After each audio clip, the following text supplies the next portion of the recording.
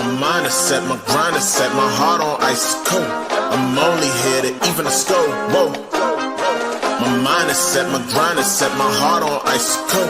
We down right now, but did it before. Whoa. See from here we going up. Made the call, I shown up. Now the game is sewn up. Say my name is blown up. We up, we up, we up, we up, we up, we up, we up, we up. See from here we going up. Made the call, I shown up. Now the game is sewn up. Say my name is blown up. We up, we up, we up, we up, we up, we up, we up, we up. Hello, everyone, and welcome to the 91's podcast, episode number 77. As a reminder, we are the only podcast that features a former UCF national champion, a former UCF radio host, an ESPN analyst and hoops player, an infamous, yes, that's infamous rapper, our resident influencer, and IG star shooting the breeze talking UCF sports. Remember to like and follow us on YouTube, IG, and all the other things like Twitter and X, whatever you call it. And check out the 70-plus teams and conferences on the College Huddle, the Big 12 Huddle, and all of the other content that we're putting out. It's a great week this week. We've got some War and I-4 updates. It's not a war anymore, but the Bulls definitely lost, or the Cows, as we call them, lost the battle. We'll be talking a little bit about football. As you can see, I've got our 2017-2018 game-worn special jersey. That's why it's so big on me, because it's an XL and there's no pads underneath. But excited to talk a little bit about new recruits. We'll talk a little bit about the Combine and RJ Harvey's performance specifically. Got some interesting things with the ACC. Their lawsuit is over. So what does that mean for the Big 12? We'll talk a little bit about the football stadium, because the upgrades are moving. We'll talk some UCF hoops and the TC Poo at TCU, Keyshawn Hall's role, Mikey Williams, and obviously the baseball wins. So without further ado, let me bring our illustrious producer, who we were missing last week, Nobra, to the stage. What's up, Nobra? Hey now. Are you flipping me off right now? Oh, whoops, no. All we were seeing was the middle finger, bro. It got lost in your background. That's awesome. Welcome back to the show, man. We missed you last week. Glad you're here. Let's start with a hair flip and a hey now. Hey now. Yeah, we missed that last week. All right. Welcome back to the show. Next to the show, the tallest podcaster in all of UCF sports, Ben Stout. Welcome back to the show. We missed you last week too. What's up, guys? Yeah, I missed y'all last week as well, and happy to be back with y'all talking UCF sports. Awesome. Alan Levin will be joining us. He popped in here, popped back out, so I'm sure he'll pop back in here in a moment. But because he's not here, last but not least, but always last, Josh Lazar, remote on location from somewhere near Beantown. Welcome, Josh. Yeah, pretty close. Hello, world. You're lucky you have me, because I've been up 3 hours. I've had 3 hours of sleep in the last 40 plus hours. I'm not making it through the whole show. I'm going to tell you that right now. It's not happening. I'm going to hold out as long as I can. We'll see what happens. I'm excited. We're always lucky to have you, buddy. Yeah, I'm trying. I don't know if the audience will be lucky to have you when you start snoozing and then we see Z's going across the keyboard. Yeah, exactly. Make sure you have something to wipe the keyboard off with when you fall asleep during the show. All right. Thank you, everyone. Thank you, everyone, for joining us this week. Alan will be here momentarily, but let's go ahead and get started and talk a little bit of football, and more specifically, the Combine. So the Combine was this week. UCF had 3 participants this year in the Combine. Of course, the one that we have, we know the most and certainly love is our very own RJ Harvey. He ran a 4.41 or 4.40? 4.40. And you know what? BJ Adams is going to be very sad that you forgot that he was in there. We actually had 4 people at the Combine. BJ Adams didn't do so good, so you might have forgotten about that. He was forgettable. Is that what you're saying? Yeah, I feel bad, but yes. Yeah, it's it's super exciting. I with RJ having been here as long as he has and being the heartbeat of the team, obviously all eyes are on RJ. We had some other good performers that I think made themselves some money at the combine as well. But RJ just looked, he looked like a beast here, but I think his performance at the combine is going to earn him some bucks. When we were talking about this earlier in the season, we were talking about where do we think RJ is going to land? Him being a running back, the seasons that we've had, etc. I think, honestly, I honestly think he draft. What is that, a 2? You think a second round draft pick? No. Draft pick. Second day, second round. Okay, yeah. So we were talking 5th or 6th round maybe for RJ, but I think after this think about it. The big part about this, especially with running backs, is running backs don't get moved as high in the draft order anymore. They used to be. It just isn't the case anymore. They have a short shelf life, so teams prefer to invest in other positions. That being said, UCF's performance, especially this past year, didn't help matters either. We talked about, his performance and his numbers versus the other top performers in college football. When you're talking about Genty, when you're talking about some of the other players that he was up against, and he was being undervalued all year because the performance of the team. So I think the combine, specifically his ability to run, he looked massive like he always does. He performed well in his other, not just his run, but his other events that he participated in. So I really think he helped his draft stock considerably in spite of all of those things. And so, I'm really happy for RJ. I would say he at least moved up probably at least a round on draft boards based on his performance. But Josh, why don't you give us a few more details on him and the other members of the Knights team that participated? And you know what? It wasn't that long ago that we were celebrating getting one person into the combine, right? So this is definitely an uplift from the Big 12. But Josh, take it away. Yeah, so what's interesting is that RJ, let's just go to the runs. He had one of the fastest times among 24 quarterbacks.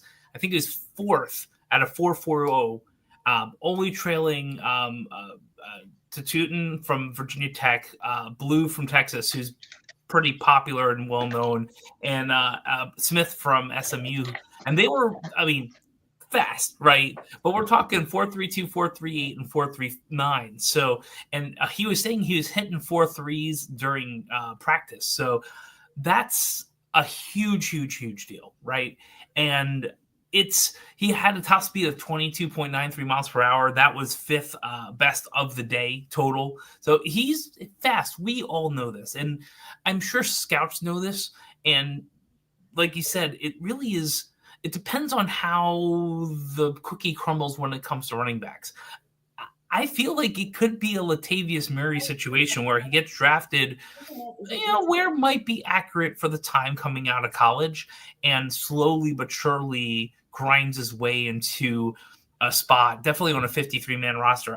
I'd be a little shocked if he wasn't on one by the new season. So he's just been doing really well. And even better than that, the social media team, if you've never seen RJ Harvey outside of a uniform, like at a practice, he's shorter dude. He's 5'8". He's shorter than me.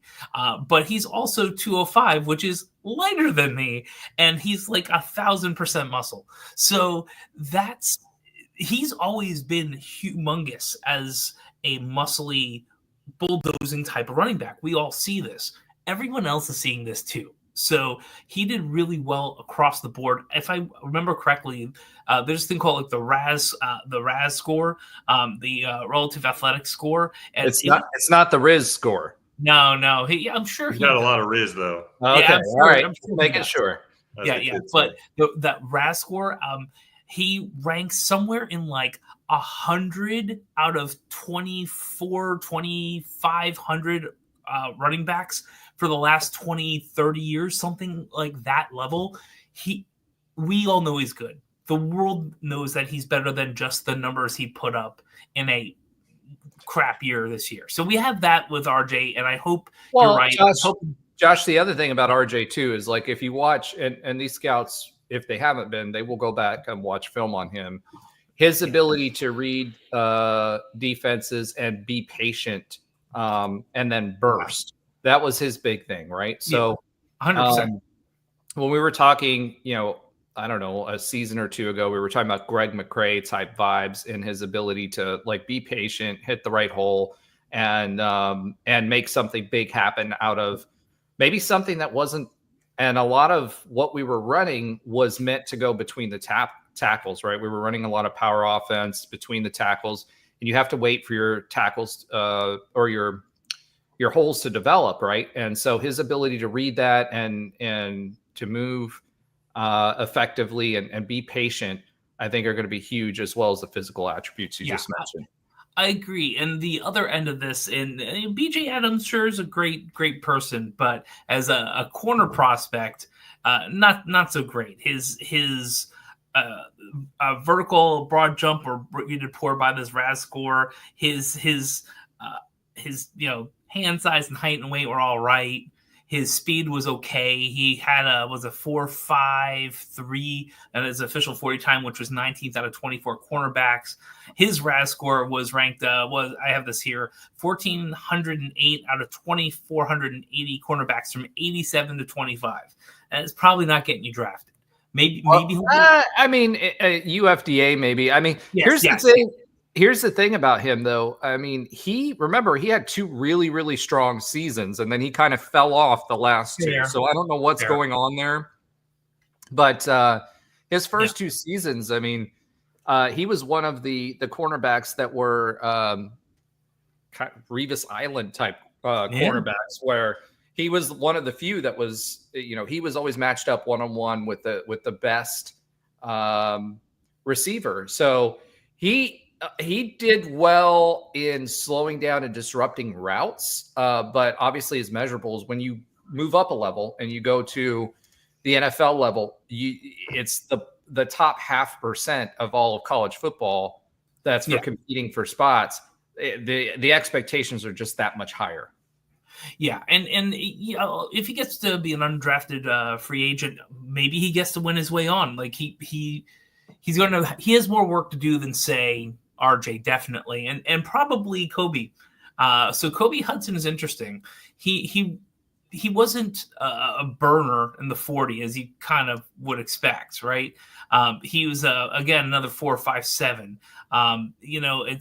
It's wasn't great. It was tied 32 out of 35 wideouts, but I didn't expect him to run a 4.3. What he did do, as we all know, it's when he did his positional drills, it was amazing. If you saw some of the videos of this, he caught every ball in the gauntlet, like easily, cleanly, no flinching, just bang, bang, bang, bang, bang through. Not like the Cows tight end. No, not the one took it to the helmet a few times. Yeah, no doinks off the head. And even better than that, if he had a post where when he had a post that, I don't know if he didn't catch up to it or it was overthrown, but I mean, he was full extension out, kind of near the fingertips, and pulled one in that looked really, really good.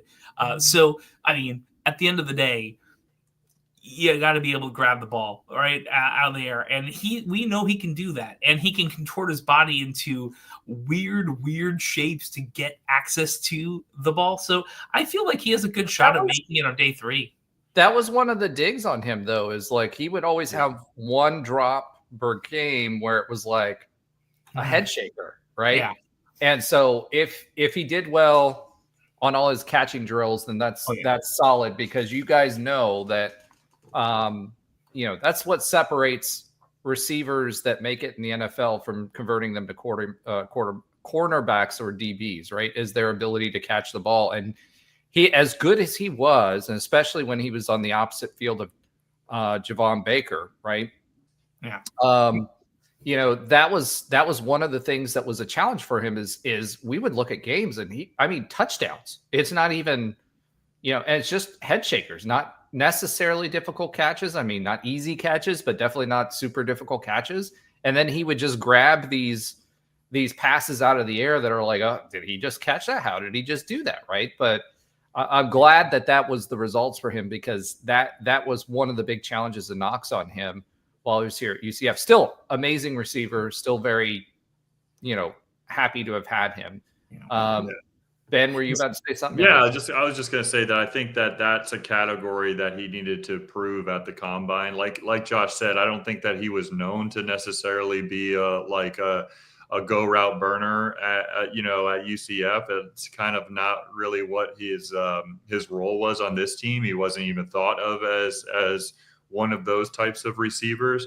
That being said, I think it was kind of up and down. Like he would make some, like as you said, Roger, like he'd make some amazing catches in the game, but then also some head scratching drops. And so I think those drills were probably the most important to him. And honestly, I don't know much about the process. Obviously, Trey's laid it out on this show before, and it's quite fascinating. But it's a wonder, that why he even ran the 40, considering that he wasn't going to put up a big number anyways, and 4.57 wasn't really impressive.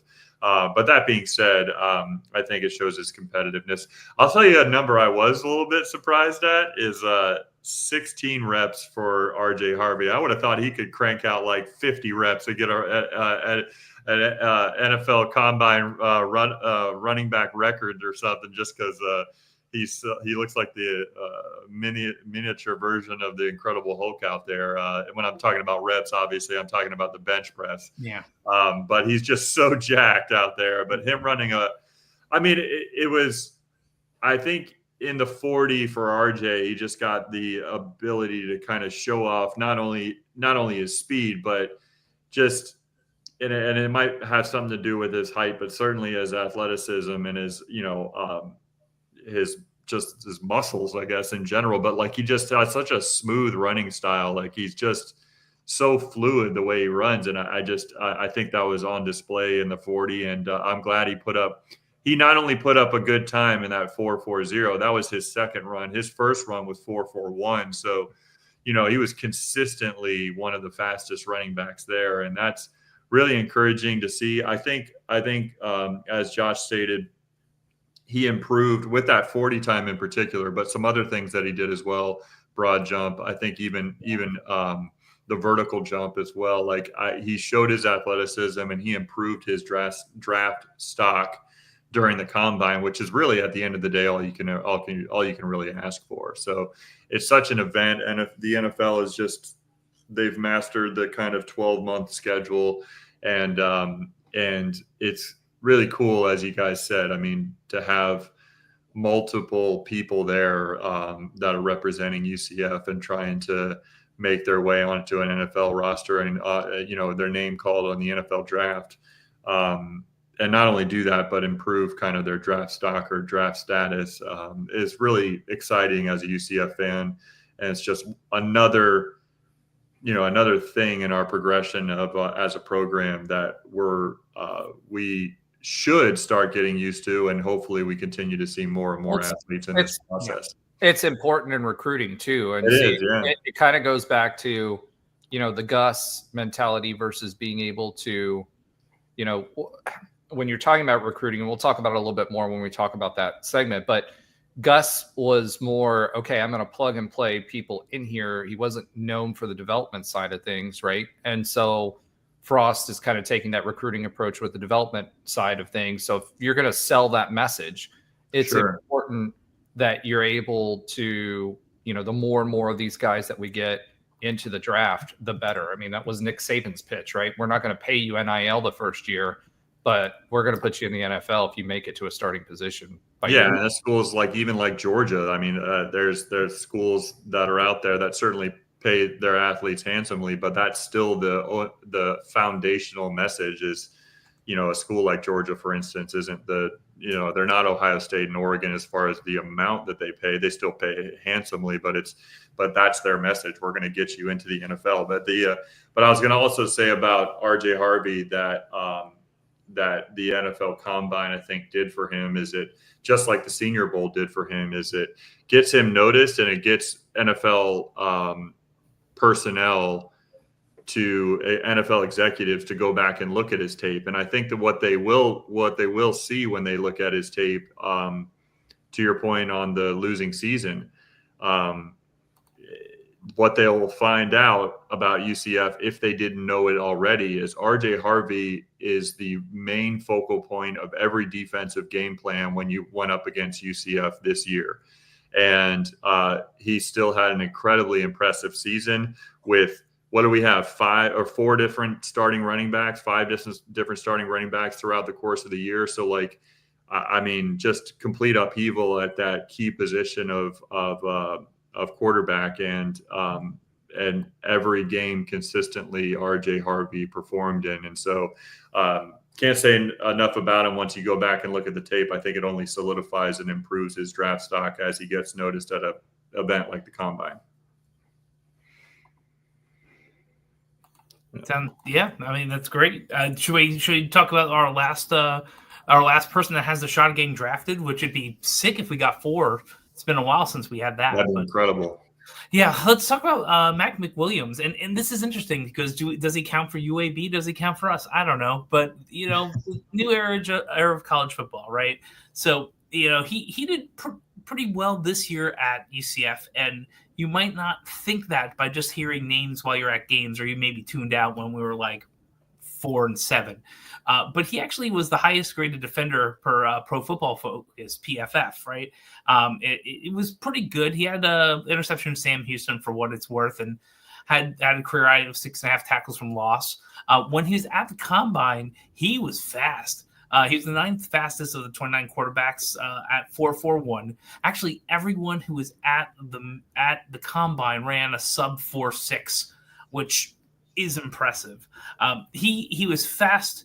His overall his RAS score was great on his splits and the overall model, with his overall height and weight and arm length and all the other pieces of data that NFL coaches and scouts like. So I don't know if he's getting drafted, but he has probably a better shot than he did last weekend.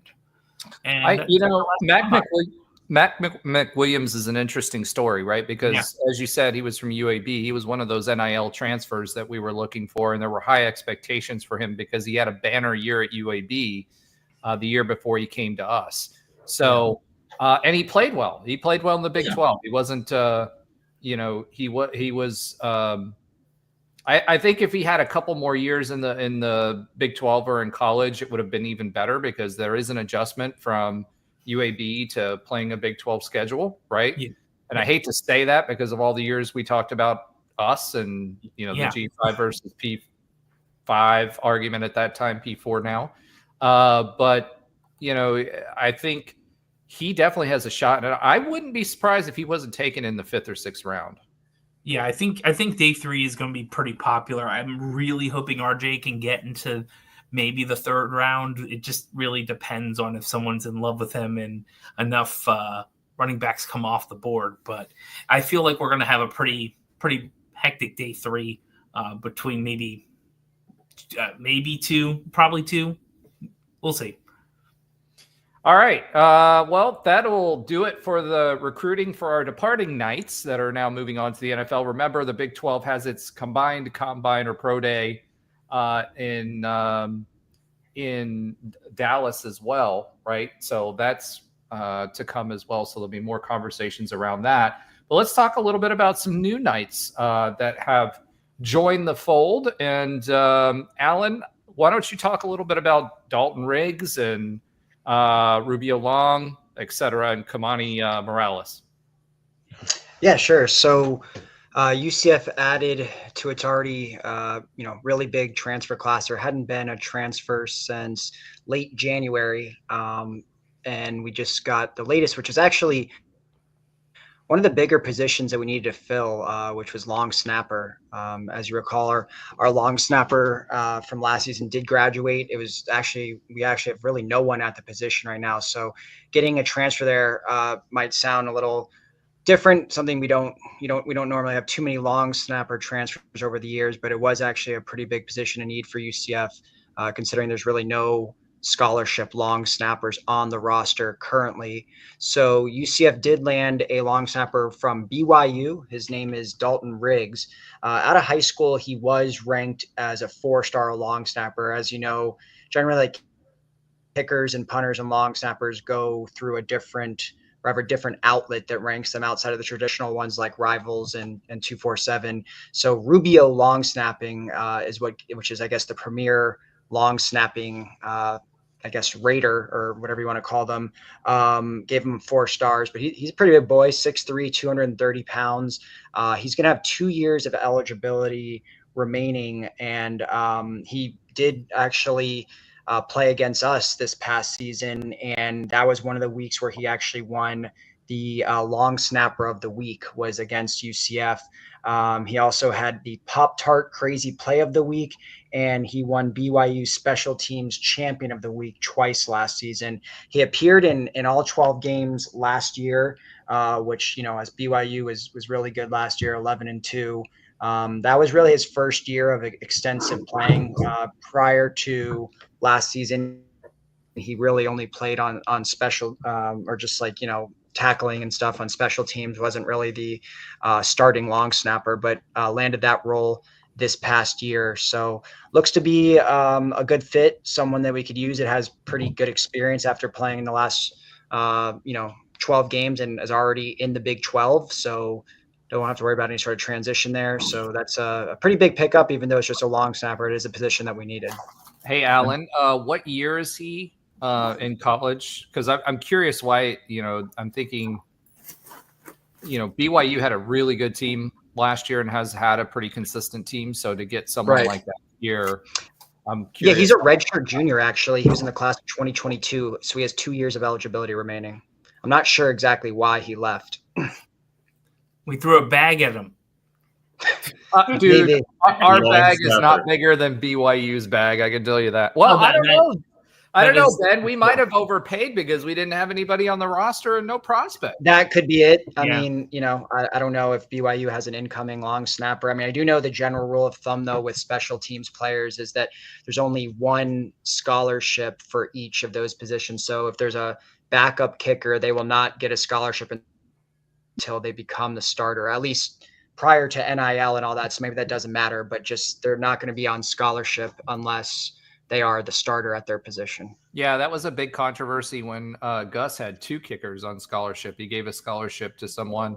And a lot of times it's roster management where they're having to, all right, we'll bring you in. You won't be on scholarship when you come in, but once the other scholarship falls off after they graduate, we'll give you their scholarship kind of thing in the fall. Right.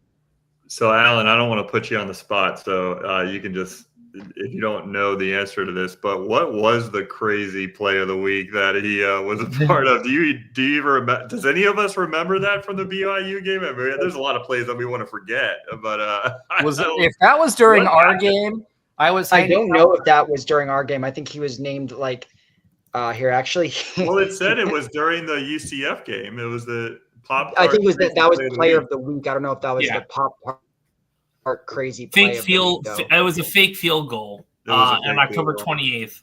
Okay. Okay. So he put this on his own sort of. Ben, I got that information from his own Twitter. Sorry, go ahead.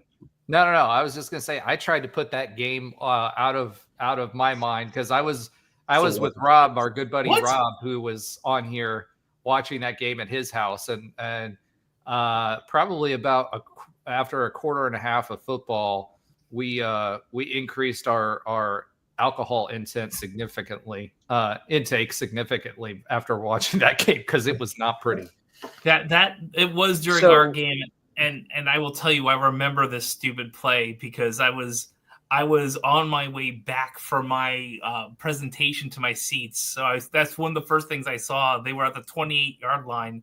They lined up for a 46-yard field goal. The deep snapper snapped it to the kicker, who then, instead of placing the ball for the field goal attempt, flipped the ball through his legs as the kicker raced towards the 1st-yard line. I remember that. So yeah, the full breakdown. I mean, Josh is right about the Pop-Tart crazy play of the week was against UCF, but then he was also the long snapper player of the week as judged by Rubio against Utah. And then he was part of 2 game-winning field goals against SMU and Utah. And he was a 2-time BYU special teams champion of the week against Baylor and Utah. So seemingly had a pretty good season. So I'm not sure why, he's transferring, but seems like a good get for us though. I guess he wasn't getting his Pop-Tarts anymore. So, Ba-dum-bum. all right, let's talk a little bit about Kimani Morales. Yeah, so UCF does pick up their second verbal commitment of the 2026 class. Can you believe we're already recruiting to 2026? But this is a guy, 6'1", 196 pounds, plays right in my backyard at American Heritage, which is a pretty good program down here in Fort Lauderdale. He's not currently ranked, but that may just be something that's, a little premature. I'm sure that will change because he does have 11 FBS offers, including offers from several SEC schools like Arkansas, Kentucky, as well as other Power Fours like Minnesota and Purdue. So he's not someone that's, not getting looked at. He does have 11 FBS offers, just doesn't have a official ranking yet, at least by 247 Sports. I'm sure he probably does on Rivals though, because they usually rank this. So I would probably guess he's a 3-star over there. He's like I said, plays at American Heritage, and has had a pretty good career as a starting linebacker at Heritage. He's been someone's been a playmaker for them and has got a good size here. And, linebacker has obviously been a position of need at UCF for several years now, where we've recruited, and whether it's in the portal or in high school, and either the guys from high school didn't really play much or just the transfers didn't work out too much. But, getting a linebacker, in state, getting him to kind of stay home, a guy that has multiple SEC offers, I think is a big pickup. And someone, as more and more tape comes out over the next year and a half, will probably rack up quite a few offers and start to get some national rankings there. So I think it's a solid pickup for you. Sorry, go ahead. No, you're fine. So this is a 2026 player. He's listed at 6'1", 196, right? So we've been getting under Gus, he favored more taller linebackers, right? So 6'3", 6'4", 240-pound type linebackers.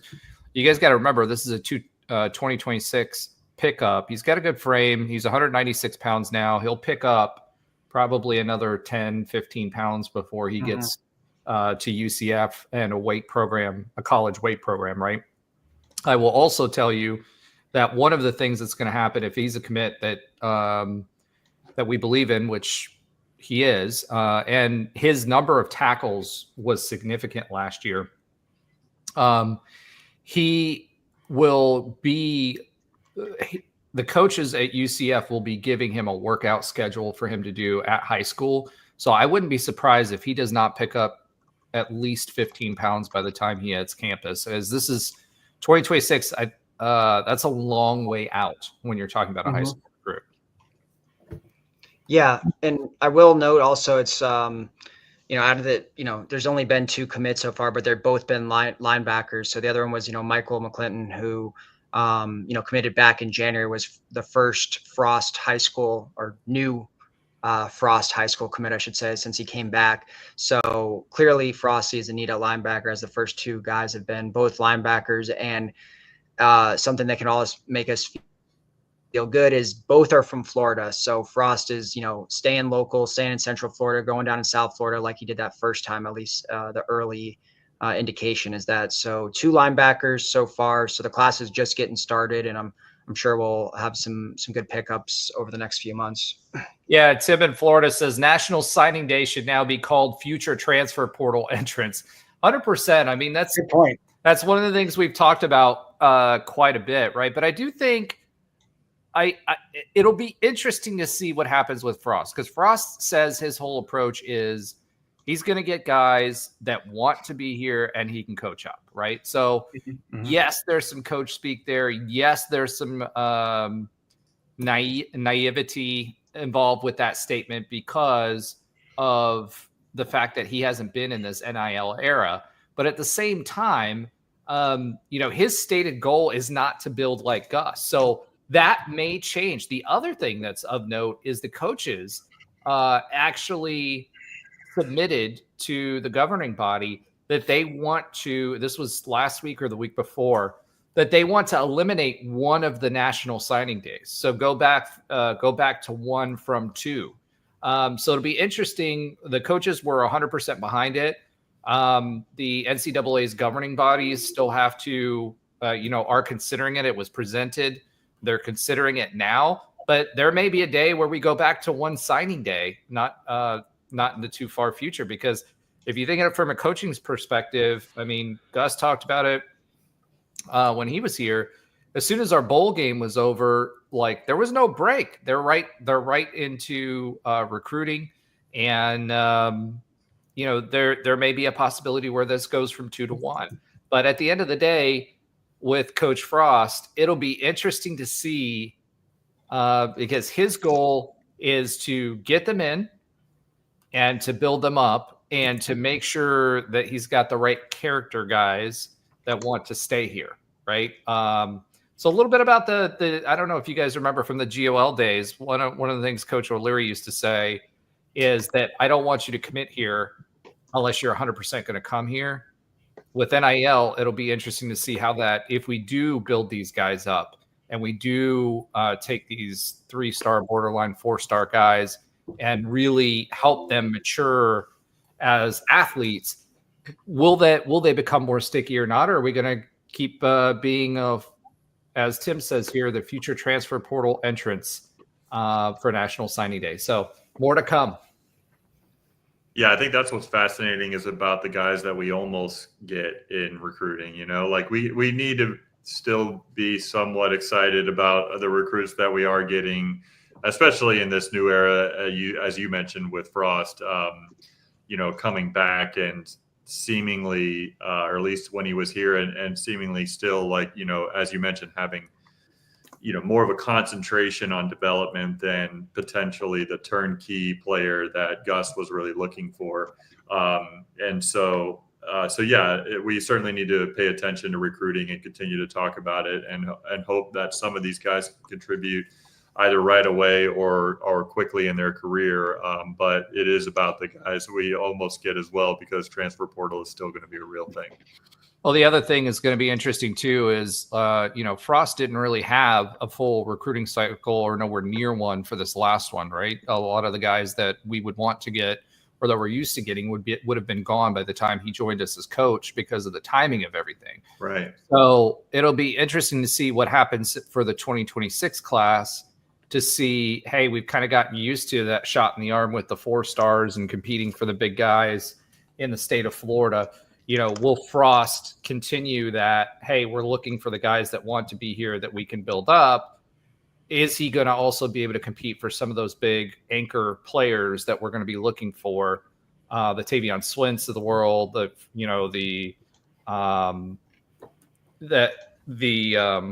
John Walkers of the world that we competed with Florida for. Can we get enough of those guys to stay home so we can build classes around them? Because you still want to get the talent that someone like John Walker represents, et cetera, and keep them here. So 2026 to me is more of a litmus test and will be a better evaluation of what our recruiting will be going forward than 2025 was, because we really didn't have the time or the relationships to keep or build relationships with guys to keep them here. All right. With that being said, I want to talk a little bit about something that involves the future of college football and really how it pertains to the Big 12 and UCF football. So one of the things that we've been talking about ad nauseum for the past 2 years is that FSU and Clemson have been stomping their feet over a lawsuit where their stated goal was to get out and position themselves, obviously, for the Big Ten and the SEC.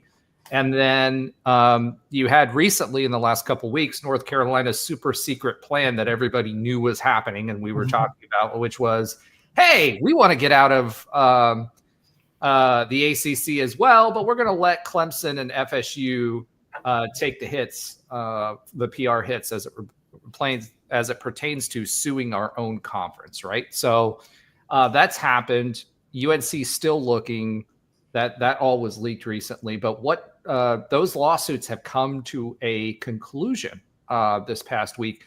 And what was decided was that the ACC was going to take 40% of its revenues and divvy those up to the top performing TV draws for the conference. And that equates to about $10 to $15 million difference per school that's in that top tier, and a detraction of about $7 million a piece for the schools that are not. So basically, we talked ad nauseum about the TV contract. We talked about what that does if they do split that revenue. So that TV contract dollar amount, whatever the average was that we were all talking about, is going to be reduced by $7 million for the rest of the schools and increased by 10 to 15 millions for the rest of for the other schools that are in that top tier. Now, as it pertains to the Big 12, one, I think, and for UCF, I think this is a good thing. One, it locks them into the contract, brings some stability back to the conference. There will be, it gives us a little more runway to get our programs up to snuff to be able to compete at a level. So whenever that next round of consolidation is, we have the ability to elevate ourselves and our brand and show that our programs should be picked up next. And I think for the Big 12, I don't think that works. I mean, the parity in the conference and the ability for multiple teams not really to stand out. You look at what happened with Utah this year coming in the conference, telling everybody, hey, we're going to run this conference.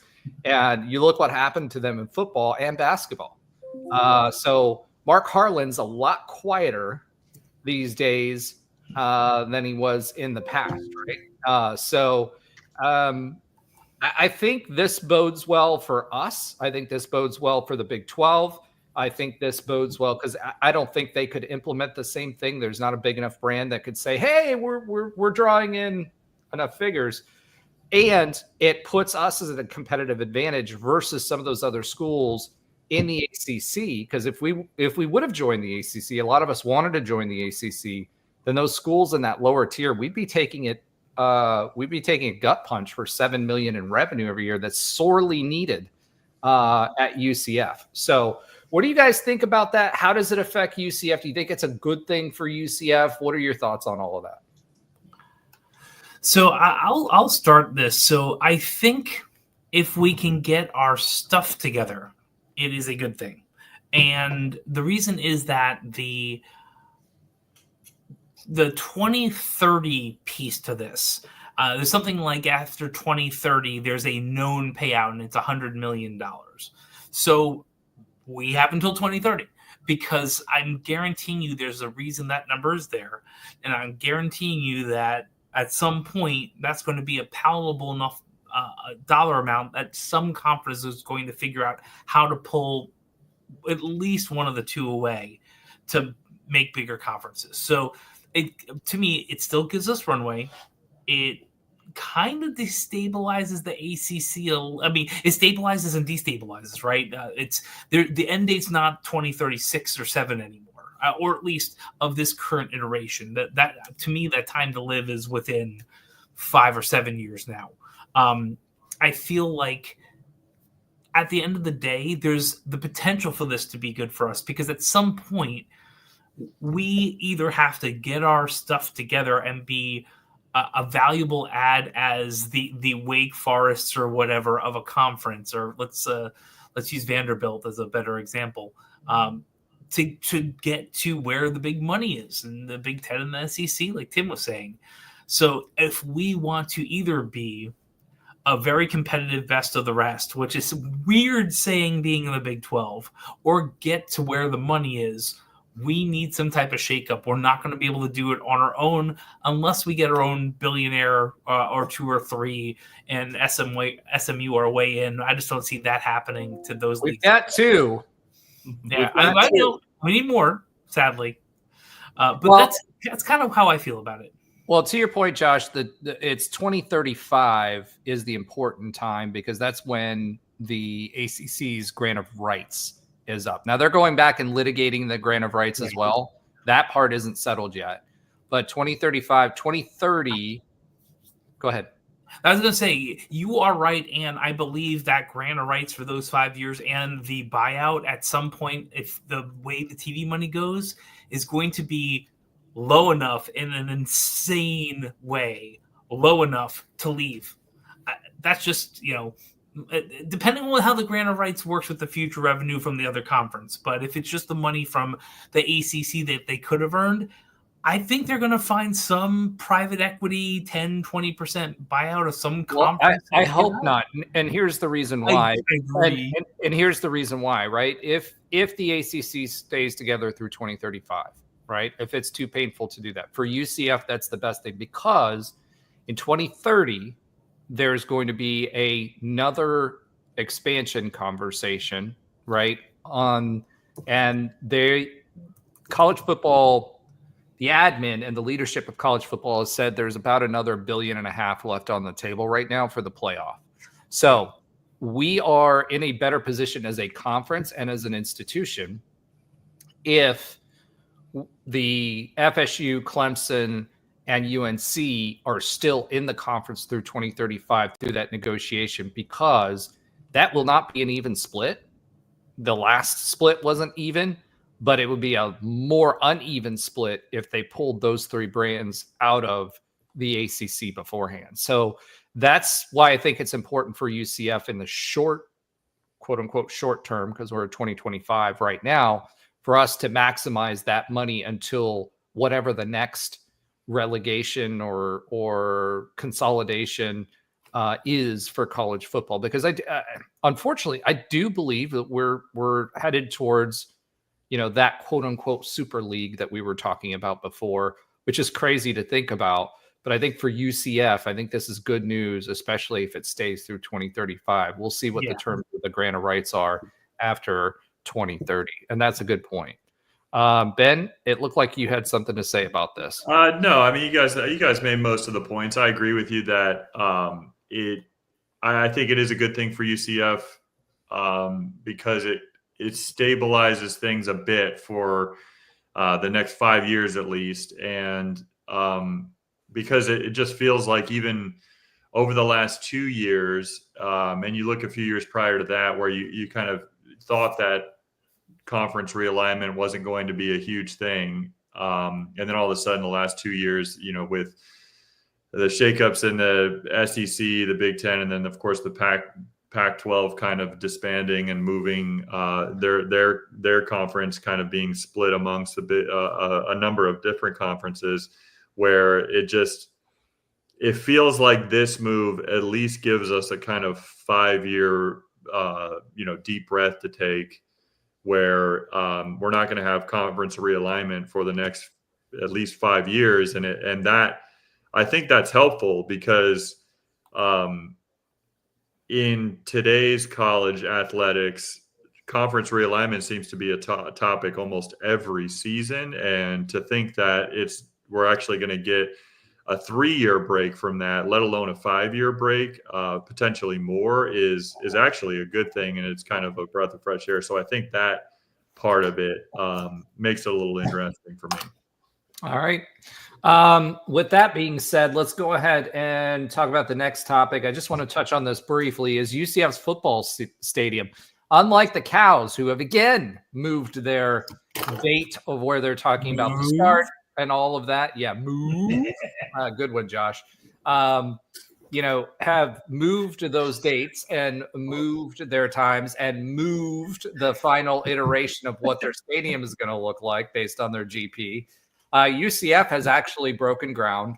And we've seen a lot of fences going up. We've seen a lot of heavy equipment and logistics stuff kind of happening up until this point, but they're actually have torn up this past week. They've torn up that practice field, graded it, and they're starting to dig holes, which we don't know yet if that's going to be for the parking garage or if it's going to be for additional support for the new tower renovation. But things are moving, and I expect them to move quickly until the season starts. So if you are local, you can stop by, take a look, check it out, take pictures if you want. There's different places where they are kind of like following the progress, but love to see it on Twitter, and make sure you hit us up there as well. All right. So next on the list, let's go ahead and until we get to the pivot poll, I'm gonna keep this going. Let's go ahead and pivot. Pivot. All right, there it is.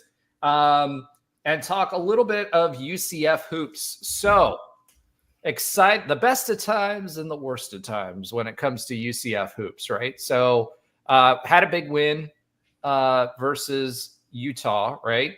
And then we played K-State and got our first win ever, as we learned last week.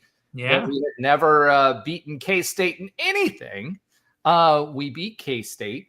And then we turned around, and played TCU, which I called TC Poo because that was that game. So let's start with the good, and we'll move on to the not so good, and talk a little bit about that K-State game. Ben, what were your takeaways from K-State? Yeah, I think it was overall a good effort. It was another our back-to-back win there was just another. It was kind of like some fire had been lit underneath the team. As far as I saw a lot more defensive effort than I had seen in previous games prior to Kansas State. It was, like you said, it was good to beat them finally. And one of the things that I was just super impressed with in that game and the guy that I've been talking about all season is Mustafa Chiam. I mean, he's just a difference maker.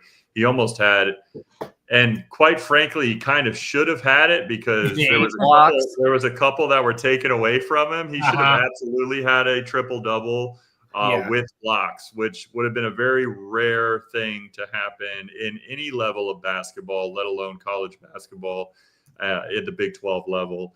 And so Mustafa Chiam was just a difference maker, and he was just the anchor in the middle that we need. And he was, extremely efficient from the floor as well. Made some big buckets, like some timely buckets, but overall, just his presence in the paint, his defensive presence, it just reminded me a lot of when Taco Fall was here, and what you had in the paint in Taco Fall. It just allowed, and it was just interesting because BJ Taylor was on the broadcast, and he even mentioned or at least alluded to this, because I was watching the game and I was just thinking it reminded me of the time when Taco was here, where our guards could just play so aggressive on the ball defense.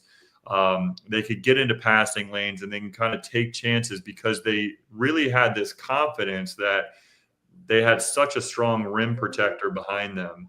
And this being the case with Chiam in that game, I think it was just on full display. I think what impresses me, and I've said this before, but what impresses me the most about Mustafa is just how he's progressed throughout this season, how he's handled the importance that he has on this team, and he has stayed out of foul trouble a lot. Like, he was getting into foul trouble a lot in the beginning of the season, and now he has just figured out a way to kind of be available in the games. Playing 31 minutes. Stay on the court.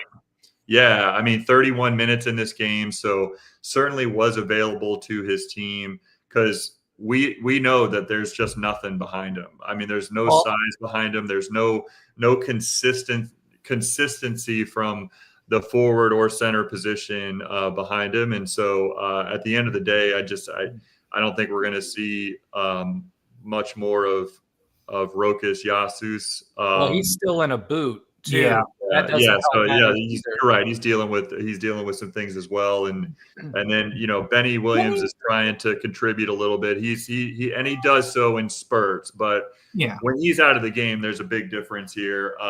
And him being available and just having the conditioning, having the understanding how he settled into this level of basketball, I just think is really impressive and shouldn't be. And in my opinion, it can't be overstated, just his importance to this team.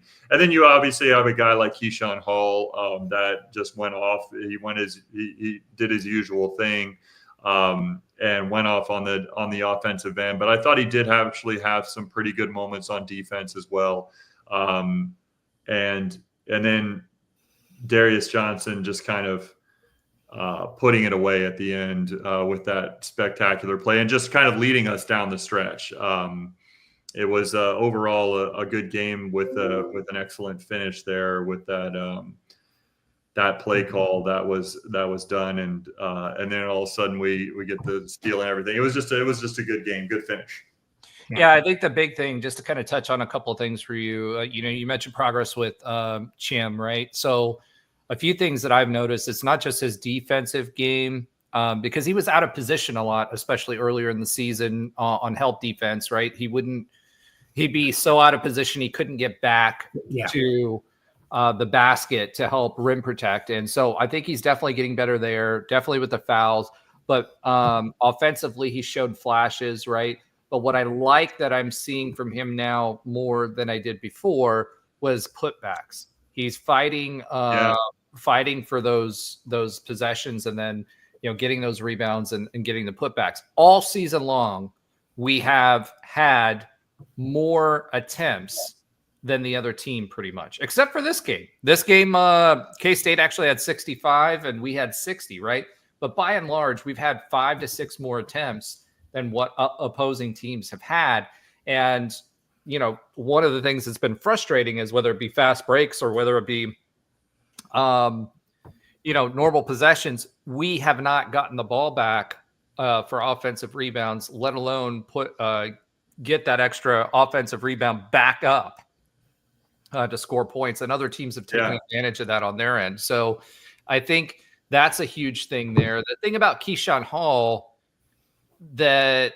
and this really goes into the next game, but something I called out there in the KSU game and the Utah game is there are times where he'll get himself, he's so used to playing one-on-one ball that when he's double teamed, he'll get himself in situations where he forces shots instead of making an extra pass, or he'll get himself in the middle, within 7-8 feet of the basket, but against the baseline. And that's where he makes mistakes. And so, I'd like to see Keyshawn Hall, and the biggest knock, he's our best scorer on the team. Obviously would be happy if it would be better if we had some other options, but we don't because of injuries, right? But he's feeling himself sometimes a little bit too much. And we saw he had a great game in K-State, but then he would turn around and he had a terrible game, at least to start with, at TCU. And the last part I'll say is, again, our shooting woes from behind the arc are continuing. I mean, in this game, it was 24.1%. Again, we were hovering around 34% as a team, from three. And then we turn around and we play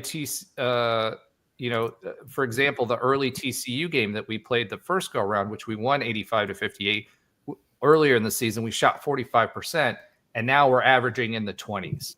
So I think you're right, Ben. Defensively, we played a lot better, although we let up in the second half, especially late.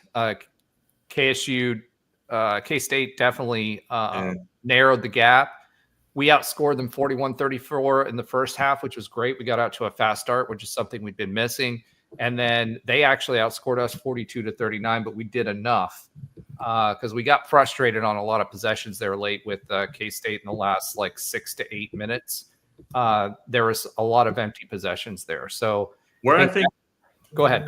I was just going to say, where just on that point, I think where this game was won was that last 3 minutes before 100%. The half, and then the first 4 or 5 minutes going into the second half. I mean, that's where the game was just, we were able to kind of go on a run there and have some consistency. And you're right, they made it close at the end because we had some defensive lapses and a couple of their guys made some big shots, especially some threes. But so they definitely made it close.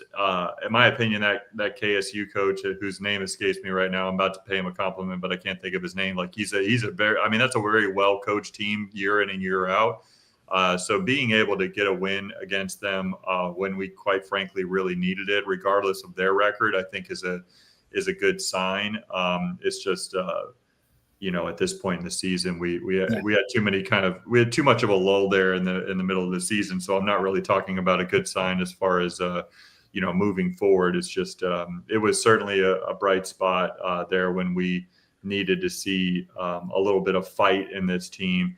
I think also, like you mentioned, the rebounding, we were able to out rebound them. They did get some offensive rebounds. We had the same amount as they did, but we were able to kind of get key rebounds when we needed to. And like if you're a Magic fan like I am, when Hito Turkoglu was with the Magic, he was always a type of guy that, like, when he made his first like 3-pointer of the game, especially if it was like a tough shot, you were just like cringing a little bit because you were like, oh man, this guy's gonna shoot the crazy shots the rest of the night. And that's a little bit of Keyshawn Hall has a little bit of that in him. Like you're just like, oh, I don't want him to heat check too much. I don't want him to be too confident because he definitely it's kind of both sides of the coin. He's a bucket getter, and we haven't had a bucket getter like him at UCF in a while, with that kind of size that he has and that quickness and athleticism. And he's the type of guy that if you need to spread it out and have somebody take it one-on-one, I want Keyshawn with the ball in his hands. But also he does get a little lost in that one-on-one game, and we don't make the extra pass on offense, and it winds up at times, especially when we're going through a little bit of a slump, that kind of ball movement that you really need out of good teams offensively, we kind of regress back into that one-on-one, which will only work if somebody is spectacular. And luckily for us, at some cases, like Keyshawn has been spectacular, but when you mix in some injuries and lack of ball movement in those situations, you kind of it doesn't turn out as well for you as it will. You'll have some success, and that's what we've seen this season. Yeah, and the Big 12 it's a conference that you need more than one Keyshawn Hall. For sure. So, for sure. If you're going to rely on him, he's got to understand he's going to get doubled. He was the Big 12's leading scorer. I think he still is, or if not, he's close, right? Yeah, no, he's still leading the conference in points per game, yeah. Which means the defense is going to collapse on you. And what's happening is the defenses are collapsing on him when he has big games, and that's what we saw the next game, right? And he just doesn't know how to deal with that. And that's the biggest knock for me on Keyshawn Hall is he is your one-on-one guy, but you've got to also be able to threaten with your other pieces. Otherwise, all the defense has to do is collapse on Keyshawn and then disrupt the entire offense. And what I liked that I saw out of DJ at the K-State game, to your point, was he was still that cool, calm, collected person, but he started taking over the game like he did last year and the year before when we needed him to, right? That he was the Keyshawn Hall, right? Both of them can draw fouls. Both of them are good free throw shooters. So you need more. If you're going to play ISO ball, you're going to need more than one person that can score that way.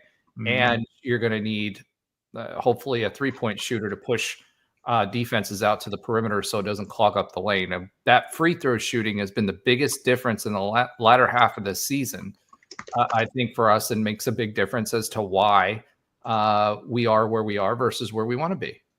Sure.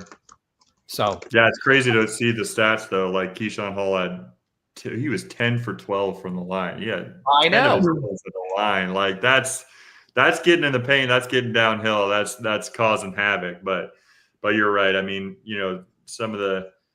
I mean, you look at now He's the guy you want when kinda you cool. want to get a player out of the game, right? It's because you have him attack that guy on defense and get fouled as he's going up because he's so tall and lanky. Like BJ, he's more a pit bull, and he knows how to use his shoulder and his body to shield, which is why he scores so Right. effectively in the paint. Whereas Keyshawn Hall is so long and lanky, and he's got ups that he's drawing the foul from people because he's getting above the defense when he's going to the hoop. And when he's doing that, you have him and ISO ball attack that guy and have him foul so you can get them into foul trouble in the double bonus and back them off of their defense if you want, or, get them to get that guy out of the game, right? If you get 2 quick fouls early or, before the half, they've got 3 fouls, you limit a lot of what their star players can do to you. And that's what Keyshawn Hall is used for, especially late in games. So, but he's got to be smart with the ball and understand when he's being double teamed or passing out of it. And you can't always play ISO ball, and you've got to have those other players step up so he can show out. Right. All right. Do we want to talk a little bit about TCU and the difference in this game versus last? UCF sits now 15-14, so still above 500, 6-12 in conference. Remember last year when we started conference season, we were talking about maybe they win 3 or 4 games, right? We're at 6 games now. I'm not saying that that's what the expectation was for this year, especially because of how they started. Yeah. That's the biggest challenge there. But does this, Ben, I'm going to ask you this question. Does this knock us out of an at-large bid? The only way that we can really make it to the tournament now is if we win the tournament. We all know what the chances, the conference tournament, we all know what the chances are. Yeah, I think I don't know if it necessarily this loss on the road necessarily knocks us out now. You don't want to be out of the game from start to finish, because losing by 11 on the road it does hurt you a little bit. Now I only say that to say that if we, I think we'd have to make the conference tournament final to get back into that conversation. So maybe we don't have to win it, but in order at this point, the seeding that we're going to have, and I'd have to look to see where we're at, but obviously we're one of the bottom teams in the conference. We're currently ranked, I think 11th in the conference or something like that. But in order to make the conference tournament final, that would mean that we would have to essentially have a top 10 victory. We'd have to beat a team like Iowa State or, a team like Houston. We'd have to, and even prior to that, potentially have to face a team like BYU, who has been on fire lately. And it's actually weird to look at now every game, every night's a big game in the Big 12, but it's just interesting to look at where both of those teams were on that Saturday night game that we had at home where BYU came into town. Both of those teams were kind of even in the conference record wise, both on the cusp of, they could take off, they could kind of stay about, and who knows what's going to happen with those two teams. And at that point at UCF season, it was we had some head scratching losses, but we were just coming off a close loss at Kansas. And it was maybe we can still finish the season strong. And it's just wild to see how where UCF has gone and where BYU has gone since then. But anyways, what I'm saying, it just popped into my head because BYU has had some great wins lately and they've gotten themselves ranked. And then I think they just had a loss recently, but we would have to go through a team like that in the probably second round of the conference tournament before we even got to the semis. And so you have a chance if you can make it to the conference final in order to do it. But obviously that's a far-fetched, thing to think that we could get to that point based on what we have seen out of this group the last month and a half. It's And even that I would caveat with, we got to win the next 2 games. Winning the next 2 games is important only because it would guarantee us a winning record.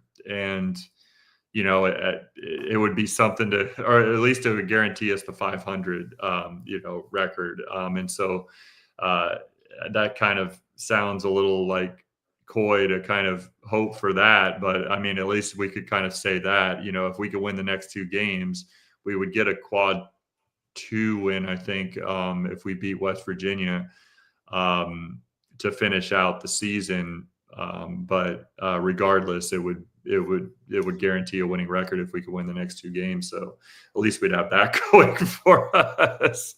So, well, I think for Night Nation, we made the joke last week, and shout out to Trey Neal who joined us, who's still saying Elite or 8 or bust. I think, buddy, at this point it's bust. So I will say this. I think we go back to the best we can hope for right now, unfortunately, is, just basically making the NIT, which sucks. Yeah. Especially after this past season, the expectations for the squad. And I think also the body language that I saw out of Johnny Dawkins after this past game versus TCU was not somebody who was coming back, I think. And he was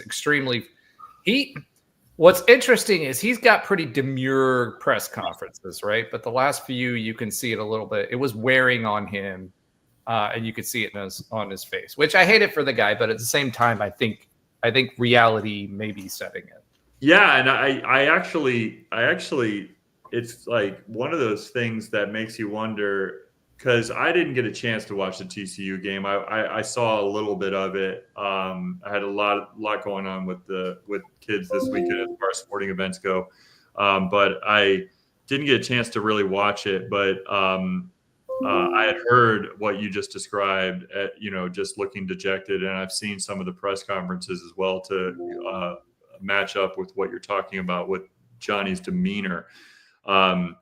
And it almost makes me wonder a little bit, he's not a young guy by any means either. So like it almost makes me wonder. He's only in his 60s. I think he's 67 if I'm not No, I understand that. I'm not talking about, he's not like a, super old guy either, but I'm saying he's not in his 40s, let's put it that way. And so I actually am starting to wonder if what's happened this season and kind of the reasons behind it, in the sense that, like, the type of team that he has to kind of build year in and year out, try to rebuild every year.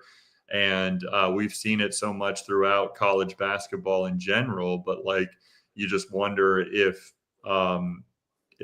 it won't necessarily be a forcing of the hand. It'll actually be Johnny bringing up the conversation of like, hey, I think it's time for me to take a step back, take a step away. And this might be his last season, kind of, because ultimately it's kind of Johnny's decision, as opposed to, him being just flat out let go or fired. We talked about it last week that, my bet is no matter what happens, if he steps away, it'll be either a retirement or I'm stepping away because I'm not getting it done. I love Orlando. Yeah, like he won't be. Kind of thing. He's not going to allow himself to be necessarily fired, like unceremoniously fired. I don't think Terry would do that either. He wouldn't do it. And he doesn't deserve it, to be frank. No, I agree. I mean, he's a good dude. He's wore Orlando on his sleeve. He's been a good advocate for us, and I don't think he deserves that. And I think he would step aside. I don't think that's going to be going down as a firing. I mean, the contract's set up that way, et cetera. Like for his buyout is set up favorably for him, considering the contract. And we talked about that when they were doing those negotiations in the offseason last year, right? So everything is set up for him to leave gracefully. I think Johnny had a one more ride to prove it kind of situation. And now that the season's winding down and we're kind of falling off a cliff, I think reality's setting in. I don't think he's happy about it. Obviously, he wants to win for Orlando. And he's always said for the community and for, UCF, he's been really big about talking about UCF. And he felt the same way about Duke. And I think he kind of transferred that to UCF for the time that he's been here. But I really do think it's over. And I do want to make one more quick point. Tim jogged my memory here. He said, Elite Eight of the NIT. Are we even Elite Eight in Florida? Trey comes back, UCF or Columbus High School, Miami. Trey, and then Tim says, Trey, I was thinking mainly Orange County. So I guys, this team is not that bad. Right. I know it's fun and funny to talk about, but I will say this year, the Big 12 and I think the ACC, there is a new tournament that is being elevated above the NIT. So UCF will have the opportunity to be in that inaugural tournament, I think. So I think there will be something there. UCF or Evans High School, Tim. Josh says, ha, ha, ha. And Trey Neal says, allegedly, Roger. Look, allegedly. All I'll say is this. There's a couple things in my head when it comes to this season. Part of me is like, if Jalen Sellers' back doesn't go out, like what changes? There's a lot of ifs. I think Sellers is a big component of that, especially from a scoring perspective and 3-pointers. I think at this point, that stretch where we just couldn't get the defense where it needed to be, like if we get one or two of those, we have a different conversation. But I think unfortunately this is another if type of scenario, unless we somehow miraculously, I agree with Ben. If we get to the finals of the Big 12 and we beat someone in the top 15, I think that might give us enough season-ending juice to win. I don't even think we're going to win at West Virginia, to be frank. So I mean, that's the thing. It's like we can talk about that what if as well, but I mean, I don't think even in our black and gold hearts, we really believe that they're going to be able to make the final of this conference tournament. It's highly unlikely at best. I mean, to say it's highly unlikely is kind of an understatement. It's just these teams don't go, like, this isn't college football. Like, this isn't, in the sense that this isn't a bowl game after the season's over. Like, these teams go into this conference tournament and they're not just looking for, like, it's March now, guys. Like, I mean, it's just these teams like Iowa State, they're not going to be satisfied with this regular season that they've had, and they're not going to be looking ahead to the NCAA tournament. They're going to go into that tournament and they're looking to take down the Big 12 crown. Like, they're looking for seeding. Anybody lightly in the Big 12 tournament. Yeah. What's that? If anything else, they're looking to improve their seeding because they had a couple of late losses there. 100%. Yeah. Like, I mean, nobody is taking that tournament off and taking it less seriously. And to say that they could go through that gauntlet in a 5-day stretch is just highly unlikely. And I mean, obviously it would be like one of the greatest comebacks and the greatest runs, and I'd be so excited. But I mean, I'm happy that over the last few weeks we finally got a couple quad 2 wins. We hadn't had that all year, but at one point we were like 3-3 in quad 1 games, and now we're 3-10. It's just we were right there. It's just it is going to be a little bit of that what if season, and I think it's going to center around 2 things for me. And you've already said it, Josh, but it's going to center around the 2 things for me. It's going to be, what could have this team looked like with a healthy Jalen Sellers? Like, what would the makeup of this team be if that was the case? And then what if we pulled it off, Houston at home and Kansas on the road? Those are the 2 games that Houston at home and Kansas on the road. Like, we win that game in January with Houston at home. Who knows what could have happened after that point, because that could have been a real springboard for us. Yeah, and I will say that over time, I'm still excited that we can have this conversation. Be like, in January we had this game where we could have won, and we have the record we have, and we have a shot at being in the tournament. It's not going to take that much of a step up from where we are right now to get over the hump. Let me circle back to something that Tim said. He said, okay, will Dawkins be coaching in the postseason? And it ties into what you just said. I think that the what ifs, there's been too many years of it. Yeah. So I agree. I agree with you.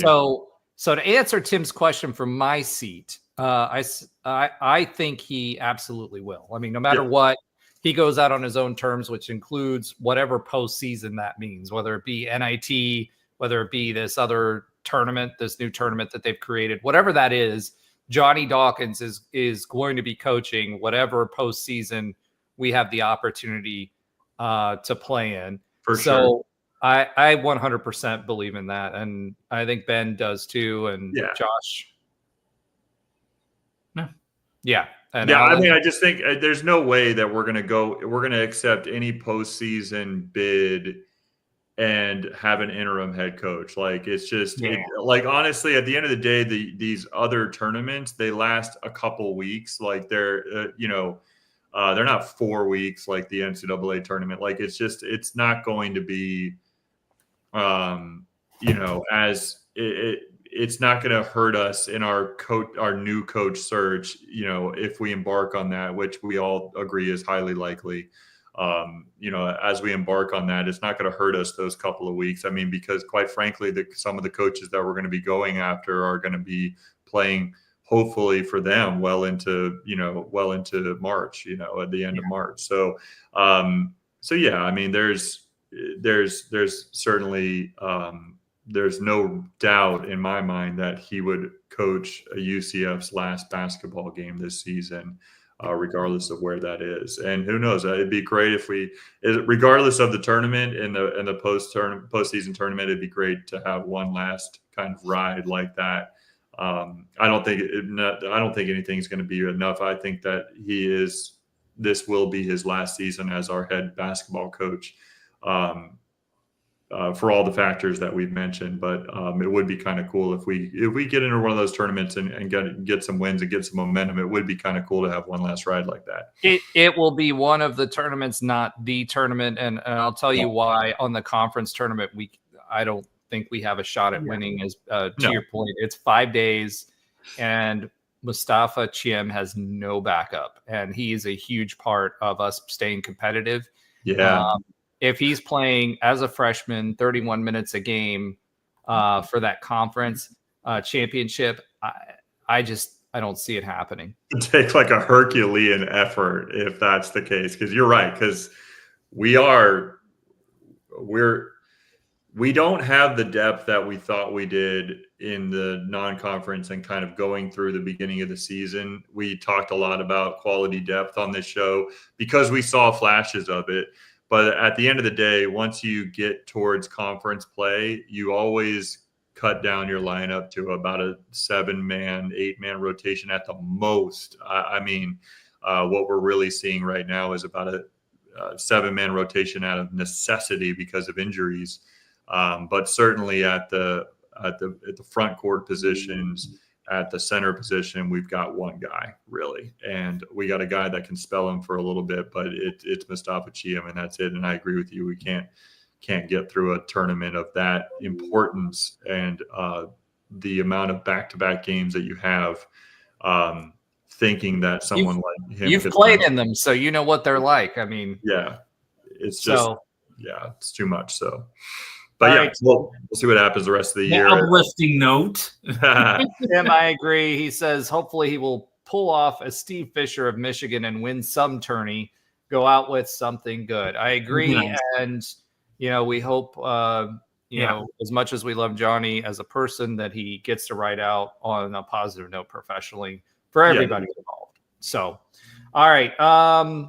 let's go ahead and pivot again. And normally we would get into UCF baseball, but I want to talk about something extremely important for UCF, and that is our pivot poll for this week. So, we heard you got a comment that we talked about last week. We put out a poll. It's going to be part of a new thing, a segment that we're going to be doing. We're going to put out a poll again every week. This week's poll, we talked a lot about our Terry Mahajer and UCF admin and whether they are in touch with UCF in general. And that'll be this week's poll. We want to see what you guys will say, Night Nation. We do have results from the pivot poll. Remember, last week's poll was about whether we should use the word pivot, because we got some feedback from one of our listeners who said that they don't necessarily like the pivot, and the reasoning being that not everybody says it all at the same time. So the pivot poll, the results are in.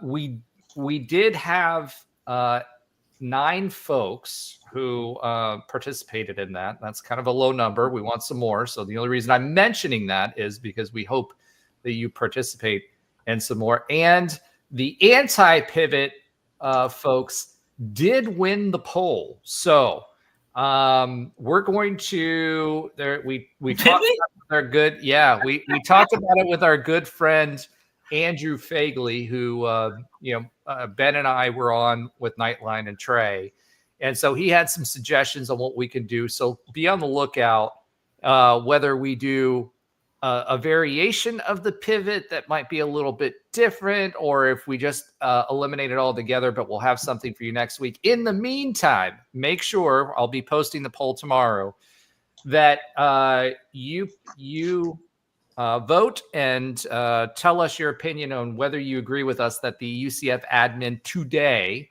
is out of touch with the fan base. And make sure to share it, like it, comment on it as well. So the anti-pivots win it for the week. Are we going to allow 9 people to change our swag? Is that really what we're doing here? Yeah. I mean, that's fine. That's fine. It's a listener interactive show. Now that's not the only comments we got this week. Yeah, and actually, for a little bit of listener love, I do want to give a shout out to Ryan Roy 8409, who said, "Great convo and info." Thank you, Ryan. You are the reason, as well as everybody else, that we do this, and we love, like Tim, who again, you guys can pivot the show for us as well in your comments. So, but for now, shout out to Ryan. We actually had a few more followers follow this past week as well. We appreciate you. Unfortunately, not everybody shows or chooses to show who they follow, so it doesn't come through on the dashboard for us to shout you out all the time. But we do appreciate Alexander, who did subscribe and shows on here as well. So shout out to Alexander. Those of you that did subscribe, thank you. Shout out to you as well. I just can't see your names to shout you out on the show. Please make sure you're liking, sharing, and participating in everything that we do and the pivot poll. All right, let's move on to some baseball news and talk about a little bit. We talked about basketball woes. Let's talk about some positivity as it pertains to baseball. I'm sorry, Ben. Yeah, you wanted to mention something about. Yeah, I'm sorry. I'm going to pull my one more thing here because. Oh, one more thing with. Well, it's an important one. Listen, and so we just talked about the basketball woes, and I get it. I'm with you guys as being a huge UCF basketball fan. But this week is our last home game against Oklahoma State, and that means it's senior night, which we have a decent amount of seniors on this team, or at least fifth-year guys or guys that are seniors in college. So those Jordan Ivy Curry, Dalen Coleman, Benny Williams, and Jalen Sellers. It may not be his last year playing in college if he goes for a medical red shirt. But Jalen Sellers is also technically a senior. But of course, the most important featured player as it should be, of this senior night coming up on Wednesday night is Darius Johnson. And he's a player that we need to take a second and appreciate as UCF basketball fans and as UCF fans in general, because we may not see a guy like this at any college program, let alone our beloved UCF program. So obviously he's a guy that's been here for 4 years now. He's been a 4-year contributor to this team. Pretty much a starter in most of the time that he has been here, and certainly a leader on this team. Someone who has had an up and down career. I think if we're being fair, he's had some injuries as well. Which I think he can apply for a medical red shirt if he wants to. So it'll be interesting to see if he actually walks. It would be, but I don't really care that his father has been a part of this staff for his career, and that he had a connection to Johnny Dawkins, being from the area of the country that he is from. And a familial connection. Area.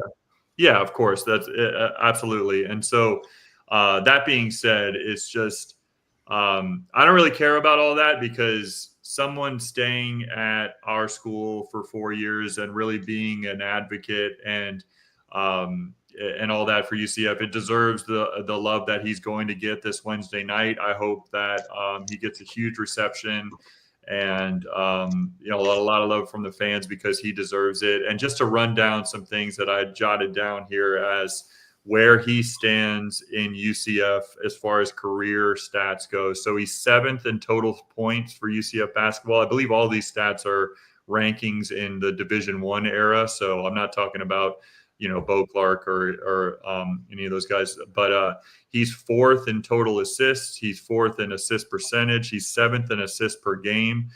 He's 1st, this is what he's known for the most. He's 1st in career steals and steal percentage. He's 3rd in steals per game. So that's something that he's been definitely known for.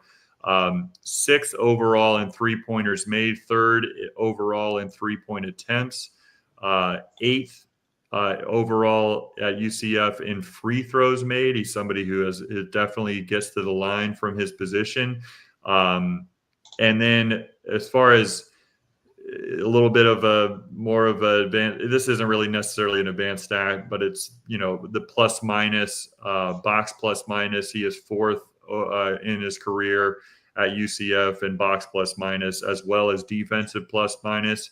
And then he's 4th overall in minutes played. So he's a guy that has put in a lot of time in a UCF uniform, and something that in this era of college basketball moving forward, I don't know if we're going to see another one, unless in the next 5 years there's another drastic kind of rule change to stabilize these kind of things. But to see a guy, he's 4th in minutes played. I don't know exactly where he ranked, how many more minutes he has to put in. If he's close enough to that, I'll have to look at that and see. But certainly, he might be able to climb up that in the coming games and even get in the top 3 or potentially even further up than that. But regardless, I think the guys at the top of that list, minutes played in a UCF uniform,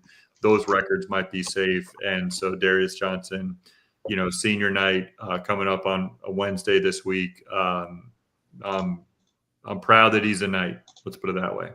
All right, Mike chimed in. I know we're going to transition to baseball here shortly, but Mike chimed in here just a second ago. It says, does UCF promote Adam Hood or Nadia to head coach and keep the others on staff to try and keep the team together for next season, or do they go outside of the program? Obviously, they'd have to hire a pure defensive-minded AC to come on the staff if they promoted. So Mike, I'm going to give you my opinion first. I don't think so. I think they pivot completely away.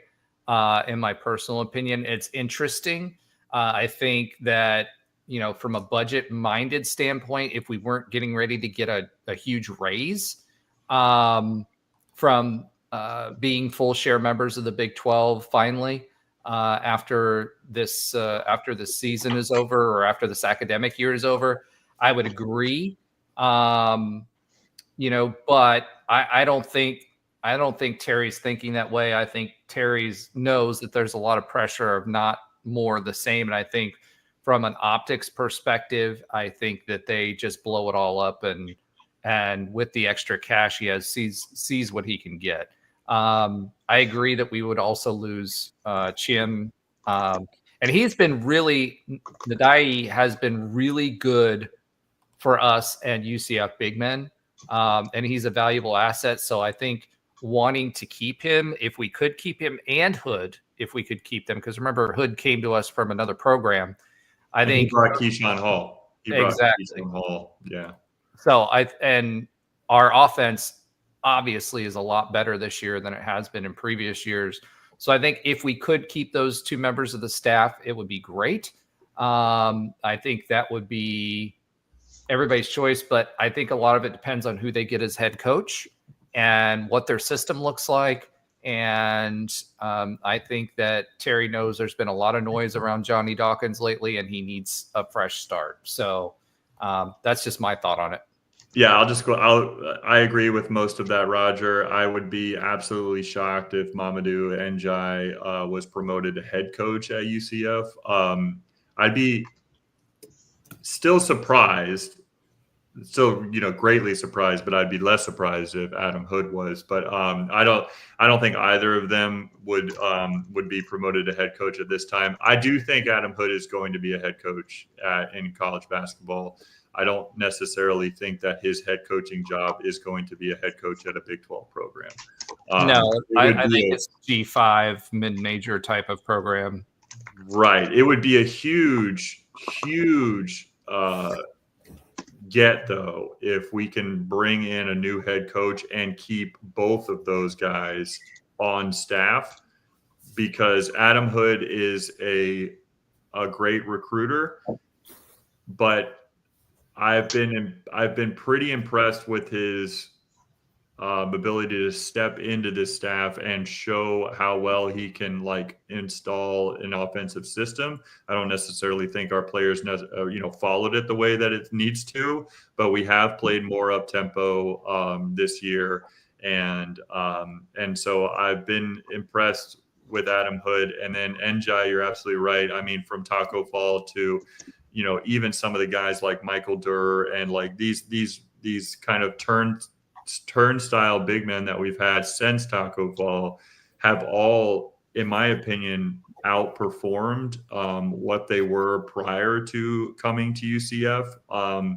And he's got a connection to that pipeline out of Africa too. Yeah, I've been extremely impressed with Njai, with Chiam, as everybody knows. And so I think the number one priority player-wise in a coaching transition, if that were to happen after this season, is how the heck do we keep Mustafa Chiam at UCF? And if that means that we keep Njai on staff, then yeah, let's do it. Yeah. So Mike and Tim, I know Mike says, I know people have floated Bob Ritchie from Furman or the guy at Samford too. And Tim says, isn't that Utah head coach available? So the Utah head coach, let me say this about that. Very successful at Utah State, flamed out at Utah. If he had the money that he has there, one point is, that Kansas State team that always does well, they're, I think, number 6 in NIL payroll for basketball. I don't think the Utah head coach would be a good fit here, because our NIL program isn't nearly as competitive as what Utah's is right now. So if he couldn't do it at Utah, I don't see him doing it here. We don't know. And those hot boards, we will get to the hot boards. I think we need to get through the season before we go through realistic hot boards, because there's a lot of names being floated out there right now. And there's a lot of want tos, and I know Terry has got to be in a position now where he's looking out there for folks, but I kind of want to wait on the hot board conversation till we get closer to the end of the season. Yeah, and I don't even pretend to know what coaches are available. I mentioned to you guys over the text talk that I have called a couple of Utah games in the past, so I have interviewed Craig Smith a few times, and just the Ben, you're available. Tim says you're available. No, maybe it'd be a good assistant coach, but I certainly would not be a good head coach. But I could coach up the big man a little bit, maybe. I don't want the job. Let's put it that way. I'd rather be more of a fan. All right. Let's go ahead and move on to baseball. I know we've talked about this a few times. Yeah, I see where actually move on to baseball now. The key word was there. I saw it in your eyes. Yeah, it sadly was Fight our instincts. Did not come from my mouth. But let's go ahead and talk about baseball a little bit. And the weekend did not start off very well for UCF baseball. And I want to say this. You guys know we had Rich Wallace on. You know that Ben has a relationship with Rich. Rich has been as a UCF alum. He played on championship teams, etc. And he coached at FSU. He coached at Notre Dame as an assistant, and has been a really successful baseball coach. What I was a little appalled at, and I know we were all upset after that first game against the Cows, was all of the questions with regard to Rich's coaching hire. And I know that's knee-jerk reactions, but guys, come on. It's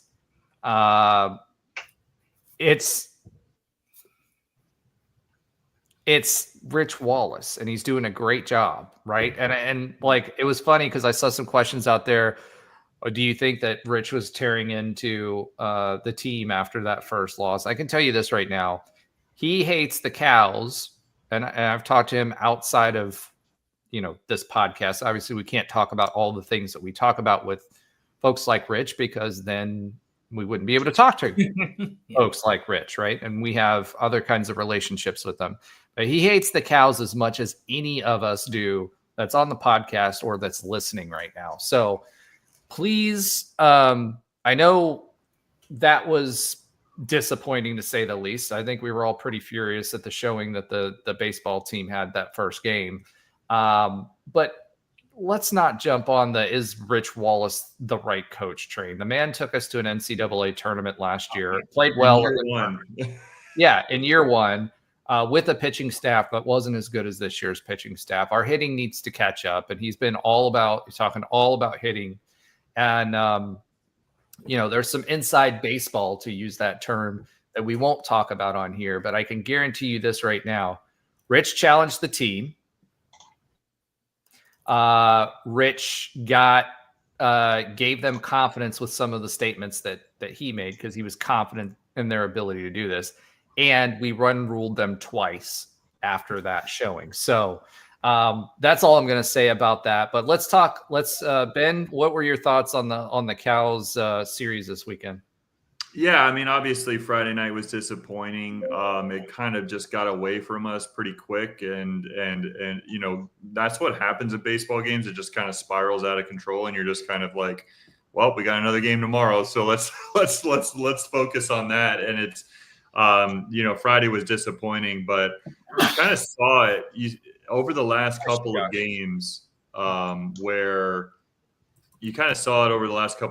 where the intensity of Rich Wallace, some questionable calls happened from the umpires, how he was not afraid to talk about that. Even the game that I went to, which was so we lost 3 in a row. I went to the Sunday night game against Bryant, or the Sunday afternoon game against Bryant. And, definitely he let the home plate umpire know plenty of times if he was not happy with some of the calls that he was making at the plate.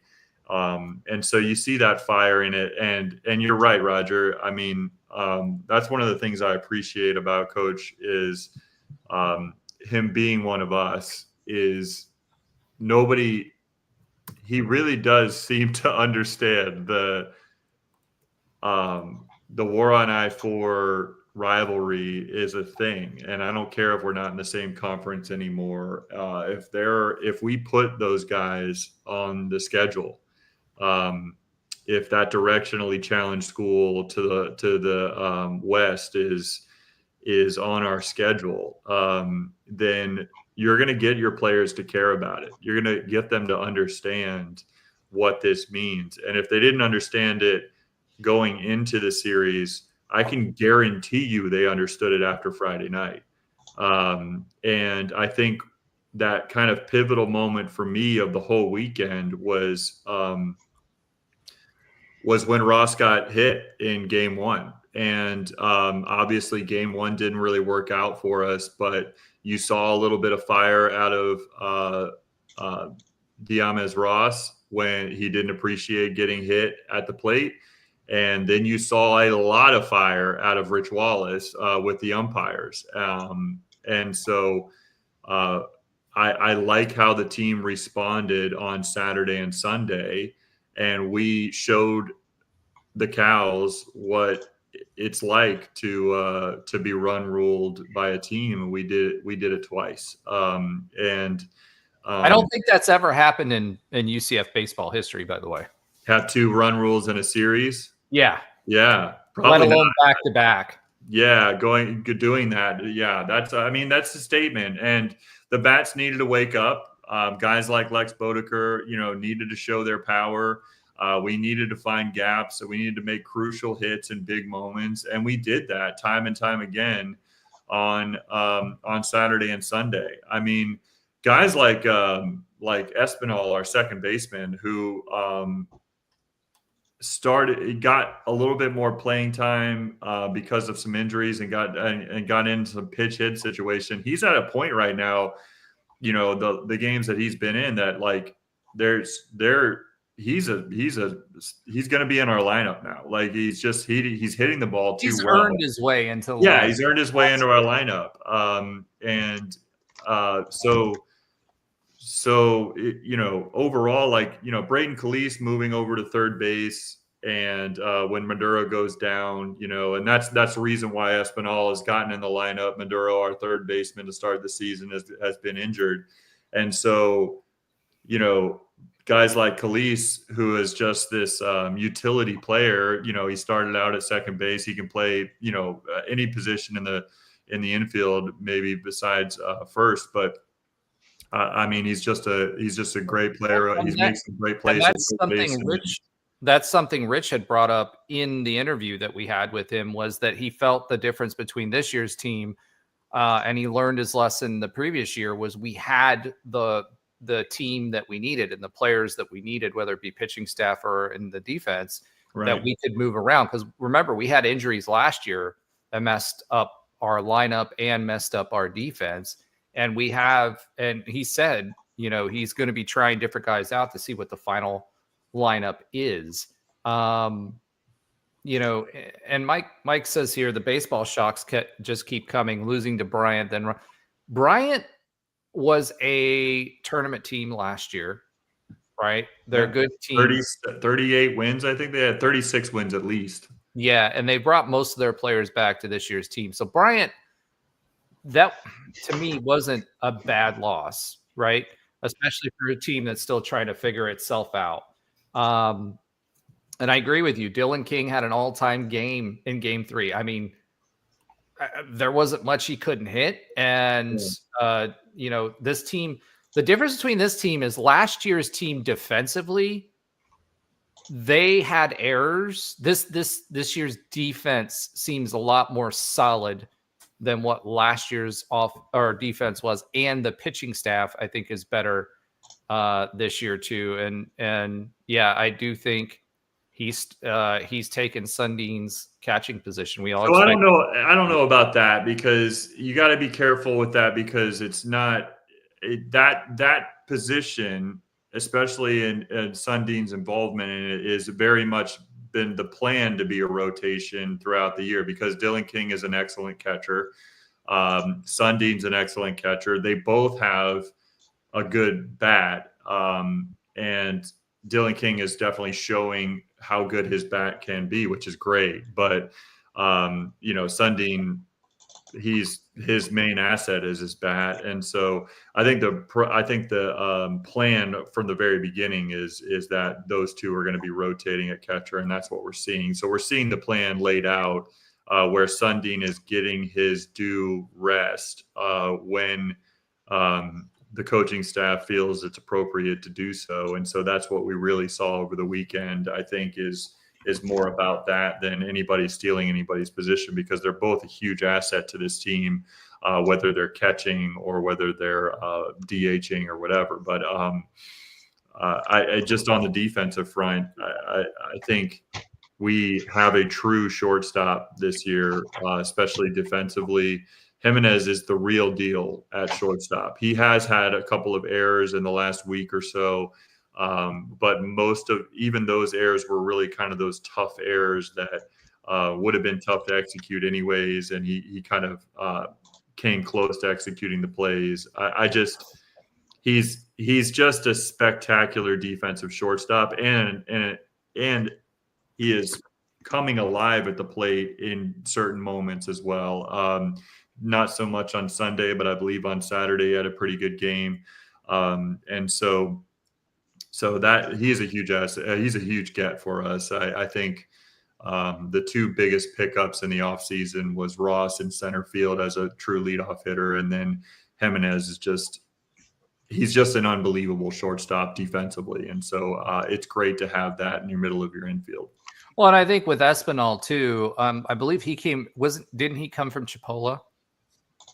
He might have been the one that came from Chipola. I can't remember. I'm pretty sure he was the guy who came from Chipola, and Rich was raving about him then, and Jimenez. And people forget our leadoff hitter. He did, Espinal came from Chipola. Yeah, he played at FSU. You know what I mean? Yeah, Ross played at FSU. That's right. Yeah. His previous school was FSU. Yeah, and if you look at the batting averages, obviously they're going to be volatile right now because it's still early in the season. But a lot of our hitters are 300 plus territory. So as much as I think it's less about hitting, it's more about leaving more on base. And what you saw that was different in Game 2 and Game 3, Rich had been talking about it earlier in the season too, and people like Lex Bodeker, Lex has like the highest strikeout average, right? But they were hitting for power and not hitting for the gaps. And I think Game 2, they hit for the gaps and they were moving guys because we were leaving a lot of guys on base. They were moving guys on base by hitting for the gaps. And then they got a little bit of confidence, after that loss on the first on Friday. And that translated into big wins and the power coming in. Williamson, another one, or Williams, another one as well.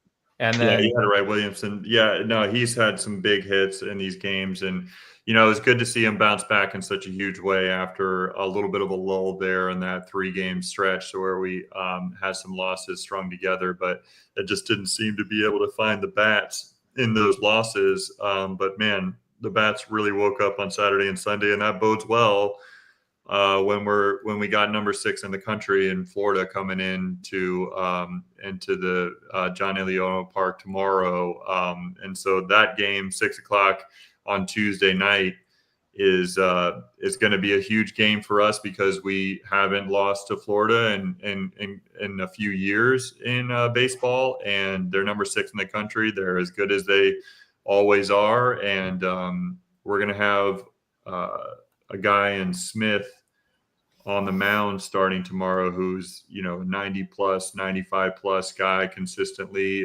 He's a flamethrower, and he's going to get his first start of the season tomorrow, and we're going to see what he can do up against some of the best one of the best lineups in the country, so it'll be interesting. 100% agree. Make sure that you're out there if you can be.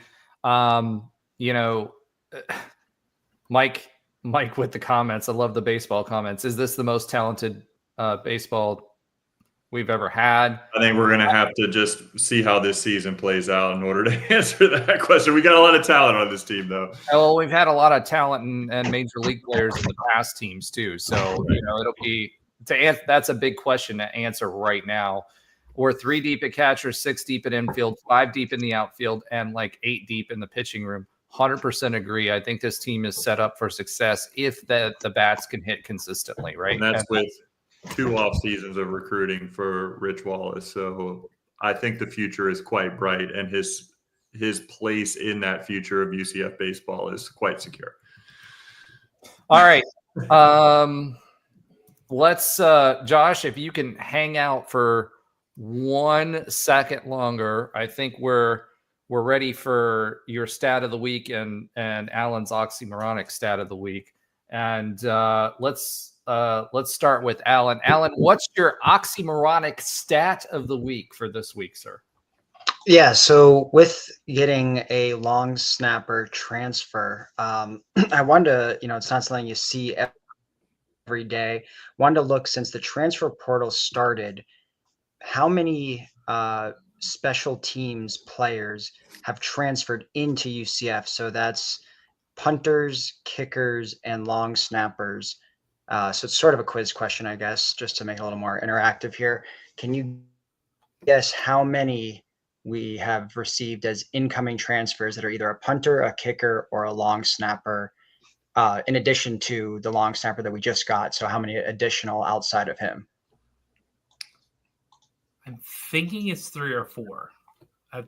I know we got. I think there's at least 1 kicker and at least 1 punter In the portal, you're asking? in the portal era. I'm gonna go 4. Correct. In the portal era. You said 4. Yeah, I'm just gonna to have a different number than Josh, even though 4 was the number I was thinking. I'm just gonna say 5. Okay. I was gonna go 3, but Josh stuck his fingers up before I got to talk. So I'm going to say, well, I either go with 3 or 4 because I know it's not 2. So I'm going to go 3. Okay, Roger, you are correct with 3. So the transfers are Gage King, who's our long snapper for the last couple of years, who transferred over from Arizona State. The place kicker was Riker Casey, who transferred over from Appalachian State. And then there was one other kicker. I don't really ever remember him playing or anything, but it was Garen Boniol, who transferred over from Louisiana Tech. So now with this recent long snapper, there's been a total of 4 special team transfers in the portal era. Gotcha. Yeah, he's our 4th one. Oh, what was that? Was that Cornholio? What was that? I don't remember. Never heard of that. When you said that, my mind went, I am the great Cornholio. There it is, Josh. I will not. That's how tired if you guys only listen to this show and you don't watch it, that's why you watch the show, because yeah, there you go. Josh he's TP and his we won't finish that because we're a clean show. All right. All right. Thank you, Alan, for that. Josh, you're up next. What is your sometimes funny fact of the week? So I'm going on about 45 hours total with 3 hours of sleep, and I didn't know how your hair. It's starting to like. I know. Well, that was because of my great cornholio. So, and we're almost at 2 hours now. I'm a little shocked. I'm still here. I'm asleep minutes after we're off. So there are about 5 ways to cope. I look, if you only consistently get 3 hours of sleep a night, immediate effects are cognitive impairment. So that would be kind of the deep snapper thing earlier. We have decreased alertness. Recently, I had about 2 hours of driving. It wasn't that bad. Oh, how do you cope with 3 hours of sleep over time? There's about 5 things. Name 3 things you can do. I've done all these today. Take a nap? I don't know. Mike has a good one on here. I don't know. Are we still considered a clean show if we say cocaine on the air? Oh, well, I guess I just said it. So there you go. But Mike says cocaine. He says that's what you do to stay awake. Not on the list, but skiing could be part of it. What else? I'd say sticking your head out the window. Are we talking about just in driving, or are we talking No, about just generally. There's like five tips to cope with. So I'm going to say you just gave a hint. I'm going to say get some fresh air. Not actually on the list. Go for a walk? I could, we'll give wake up exercises. Tim says, have children, a wife, a job, and a mortgage, and you can operate on 3 hours of sleep. And I can say, with the exception of the wife, because I'm no longer married, but I did have a wife, that four of us on the show can relate to that statement. That's for sure. No, definitely. I definitely think exercise is one of them. Yep. Give me at least one more. I'll give you the rest. Take a nap. Jump in the swimming pool. I don't know. Take a nap. Take short naps. Is actually that's is one of them. Take a shower. No, but that does work. But from what I've found, obviously drink coffee, or some caffeine, or Monster energy drinks work. I did that for a while. Listen up the music. That was the 1 hour drive, was all EDM and heavy metal. So did that. Did a little bit of walking around for exercise. Did that today. Didn't take the short nap that's happening after I have this conversation. And energy boosting foods. I want to dig into that because the burnt ends I ate at Theodore's in Springfield, Mass. Were not energy boosting. They're good. Boy, we're going off the rails tonight in the comments. We're not. There's a certain epidemic that's across the United States. We are not advocating for any of these methods, but Tim says there's a fentanyl dealer somewhere. Fetty around here. So. We are not advocating for cocaine or fentanyl use. In fact, just the opposite. That being said, Josh, all I can say is for me, most of the time when I was short on sleep, it was while I was driving, and so rolling down the window periodically, Monster energy drinks, and the short naps especially. I would stop at if you guys don't drive, remember, I hate to make this serious, but when you're driving with a lack of sleep, it's like drinking, like being drunk, right? So I would pull off to the rest areas and catch a quick 15-20 minute nap. And no, you weren't. I know you were hoping for something else, but no. I'm tired. Catch a quick nap. So, all right, real quick, a couple of comments that had came here late. So Mike asks, do we lose Dawkins, or does our women's basketball coach get fired first? And that's Satya Messer, obviously. To me, I don't think Dawkins is getting fired. I think he's quote unquote retiring, or whatever, right? And so if by pure definition, I think Messer gets fired first, but I don't think Messer gets fired this year. So I think Dawkins leaves first, if that's what we're going to say. Yeah, Coach Messer gets a full year with like a not devastated and hurt team to rectify what's going on. Yeah. And listen, it's against bottom dwellers, but they're starting to win when the team is a little more whole. So you mean like healthy and not out for months at a time? Yeah, exactly. Yeah. So Mike also said, apparently I think we're going to have to enlist Mike as a researcher for us. He says, apparently based on current standings, UCF men's basketball will play Utah game 1 of the Big 12 tournament, then Kansas, then Arizona. Remember, Utah fired their head coach after our game. As another guy that we retired. So we have a shot at that one. Kansas, they've been on a downslope lately. So depending still on a dangerous team in the tournament. Well, 100%. I mean, it's Kansas, right? Yeah. So I'm not saying our chances are good, but there's a chance. And then Arizona, which we almost beat during the regular season. However, the team that played Arizona, I don't know if that's the same team that we have today. Neither one of them are really. Arizona's gone like way skyrocketed up since we played them, and we have not done so. Yeah. Yep. And then Mike says they're actually a 15 seed. UCF is a 14, would be West Virginia, TCU, and then Texas Tech, which is far worse schedule. Yeah. So I think I don't know what he meant by that, but I think he just means that the next two games matter. I think that's what he means. Yeah. So I'd much rather at least 14 seed to try to get that schedule that he described first, because Texas Tech, they're not.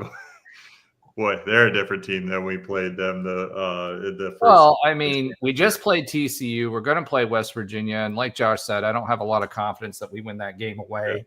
Yeah. So I'd much rather, as crazy as it sounds, I'd much rather have Utah, Kansas, and Arizona, because I think we will at least win the Utah game, and we have a better shot at Kansas than I think. I don't know about Kansas versus TCU. That would be the one game that's a toss-up. Yeah, I mean, we'll be able to talk about it next week on the show. I mean, obviously that lineup and probably most lineups in the conference tournament will be an opportunity at least one more quad 2 win and 2 more quad 1 wins. So, I mean, could it matter? I don't know, but that would kind of back up the thought process. If we were able to make it to the conference final, we might have a chance at getting an at-large. It also depends on what the other teams that are around our rankings the other bubbles they get burst and all that stuff. Like, it's just there's a lot of what ifs in this season of what ifs for us. All right, and with that, and on that note, Josh has made it the entire show on 3 hours of sleep. He has not hit his keyboard, but he's working his way towards that. So thank you guys for sticking with us. Please make sure to tell your friends, make sure you're retweeting, sharing, whatever. We want more of you to be part of the conversation. Thank you, Mike, Tim, and everybody for both viewing, listening, and more importantly, commenting with us. Trey Neal made a quick stop in here, and look out for the poll because I'll be putting that out there. Make sure you're sharing that. Awesome. And wow. All right, Josh. And on that note, he's getting delirious. That's true. Have a great week, everybody ahead. Go Knights and charge on. Charge now, on. do we have to drop that because we don't do it? Yeah, because we don't do it exactly at the same time. Is that going to be a thing too?